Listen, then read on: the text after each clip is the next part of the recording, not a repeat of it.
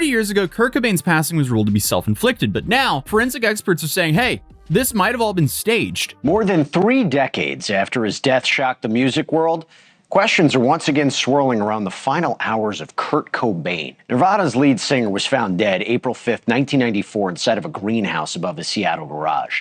And Seattle police, they closed the case after the King County medical examiner ruled it suicide, citing a self-inflicted gunshot wound. Shotgun wound, to be even more specific. So why am I talking about it now? Well, an unofficial private team of forensic scientists says the evidence tells a very different story. And I mean, this case has been closed for longer than I've been alive. But in April of 1994, Kurt Cobain was found unresponsive in his Seattle home. A firearm injury was discovered, and authorities ruled it a self-inflicted one. A note was then found nearby, and toxicology reports showed high levels of substances in his system. And again, the King County medical examiner determined the manner of death was self-inflicted, and the Seattle Police Department agreed. Case closed seemingly, and that was the end of it, or so we thought at least. And look, I am no conspiracy channel, but recently there have been official news reports about a new independent forensic review of this case. And some of the claims made are strange enough where I felt like I should probably cover this. So today we're going to be going through what's being claimed and what the authorities are saying in response. Typically, I start by explaining, who the person we're talking about today is, but most people know who Kurt Cobain was. Lead singer of Nirvana and an absolute musical genius. But back in 1994, Cobain had been struggling, and we know he had chronic pain and depression. Just weeks earlier, there had been a serious medical incident overseas, and police previously removed firearms from his home after concerns of his own safety. And the medical incident we're talking about involved Cobain taking an OD level amount of substances before being found by his wife, Courtney. Then a few weeks later, Courtney called the police to say that Cobain was locking himself in his room with a firearm. But when police arrived, he said he was actually trying to avoid his wife. And again, both of these scenes happened just the month before he passed. And I'm mentioning them because they've been used as proof that Cobain was leading up to his passing.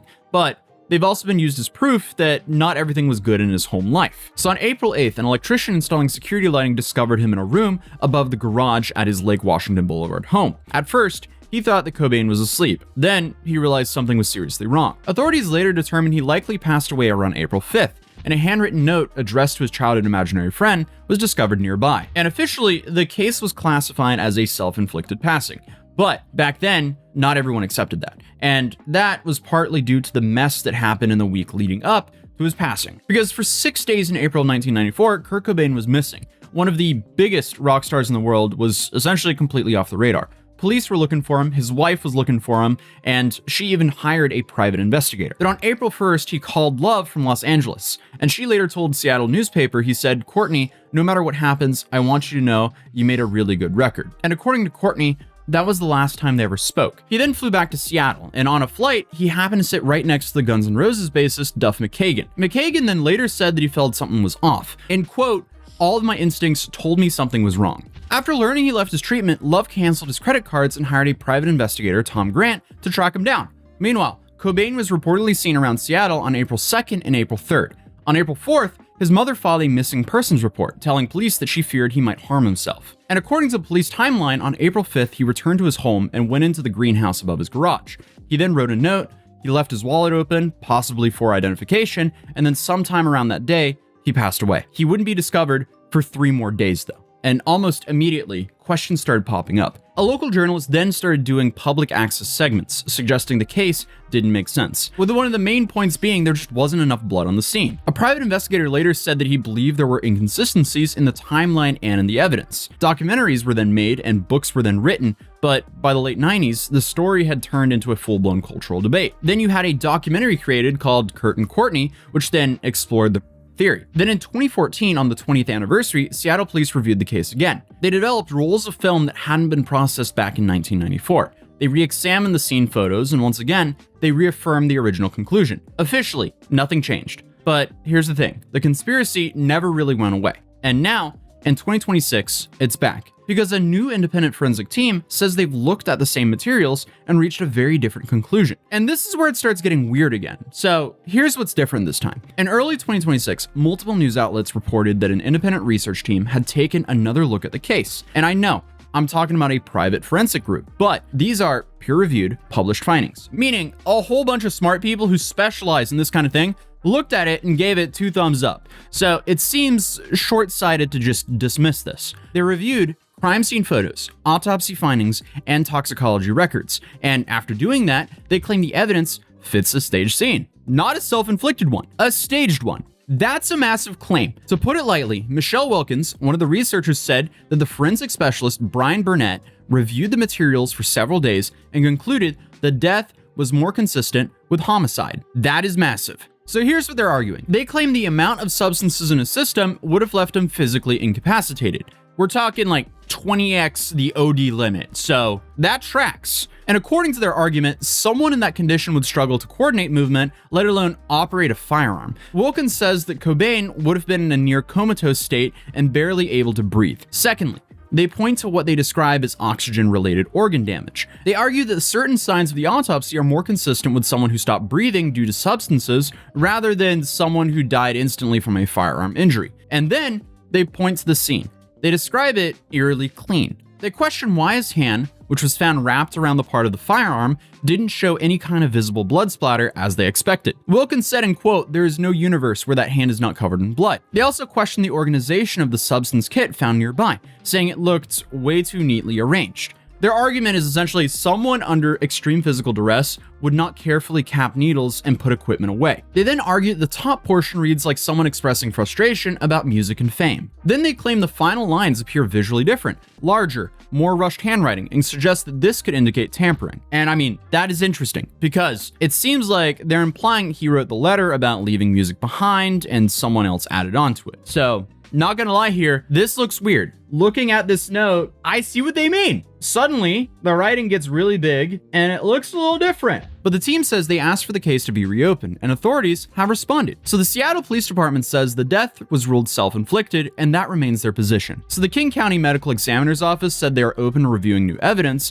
but they've seen nothing that would warrant reopening the case. So now we have two positions. The findings here are reanalysis of existing stuff that have been reviewed before. Sadly, without a new piece of evidence, they might not just be able to get the case reopened. The other side is the Seattle Police Department has had requests for this case to be reopened since the conclusion of it 30 years ago. The conspiracy side of the story has been around for almost as long as the official ruling, but a team of experts publishing a peer-reviewed analysis is still a lot more solid than 3 decades of conspiracy theories. But a lot of the stuff in the new report matches with a whole bunch of the theories that I mentioned earlier, like the public access host who said the police reports just didn't line up.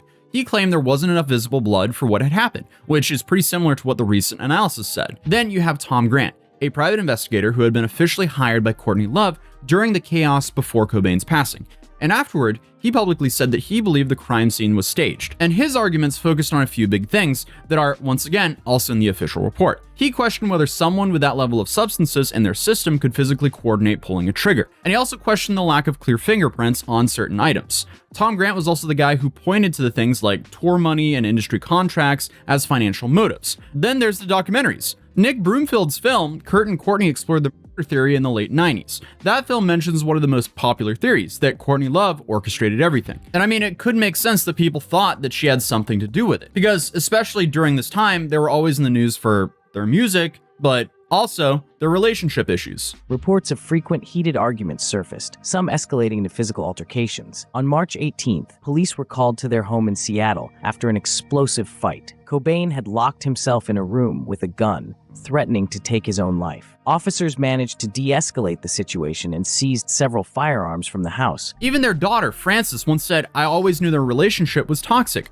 I don't promote having a fix-it baby," which is what I was, to fix their problems. That is so sad for a kid to say. But there are a lot of theories as to why she would. Some people think that, she was the handler. Others point to the fact that she gained his estate after he passed. But it is also very important to mention that Courtney Love did sign over the estate to Kurt's daughter, Frances, in 2012. But as of February 2026, his passing remains officially classified as self-inflicted. So whether this new report changes anything in the future, we don't know. And look, did Kurt Cobain openly have issues with depression and substances? Absolutely, yes. But I don't think that means that we should just ignore details that look very weird. And again, in this video, we are absolutely not accusing anyone of anything. We are just looking at the public details. But regardless, someone who's thinking about taking their own life can still be hurt by someone else. Those two things don't cancel each other out. But unfortunately, no one really knows what happened to him. Not 100%.